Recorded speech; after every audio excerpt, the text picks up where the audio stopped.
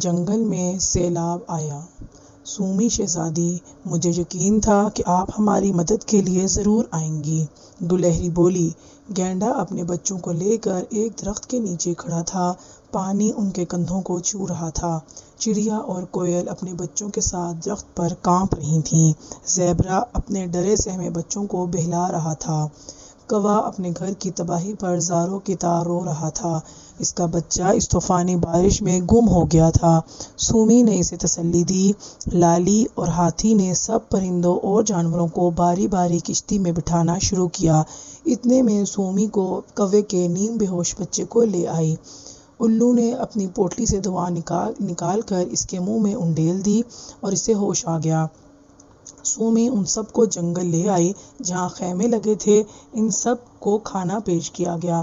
کھانے کے بعد وہ اپنے بچوں کے ساتھ آرام دہ بستر پر لیٹ گئے۔ ہم نے بہت مشکل سے اپنے گھر بنائے تھے، اب دوبارہ سے ہمیں محنت کرنی ہوگی۔ چڑیا یہ کہہ کر رونے لگی۔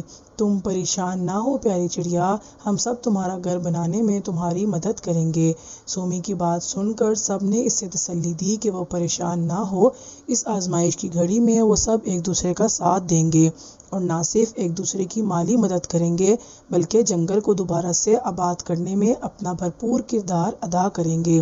سومی جنگل کی بحالی کے بعد ہم آئندہ ہونے والی بارشوں اور سیلاب سے بچاؤ کے لیے اہم اقدامات اٹھائیں گے تاکہ ہمیں آنے والے سالوں میں ایسی تباہی کا سامنا نہ کرنا پڑے۔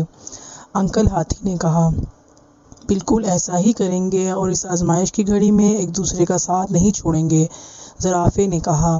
ان سب کے خیالات سن کر سومی خوش ہوئی۔ وہ جان گئی تھی کہ اس کے تمام دوست مشکل وقت میں ایک دوسرے کی مدد کا جذبہ رکھتے ہیں۔ ہر مشکل گھڑی میں ایک دوسرے کا ساتھ دینا چاہیے کیونکہ اس بات سے اللہ تعالیٰ خوش ہوتے ہیں۔ مزید اچھی ویڈیوز کے لیے ہمارے چینل کو سبسکرائب کریں۔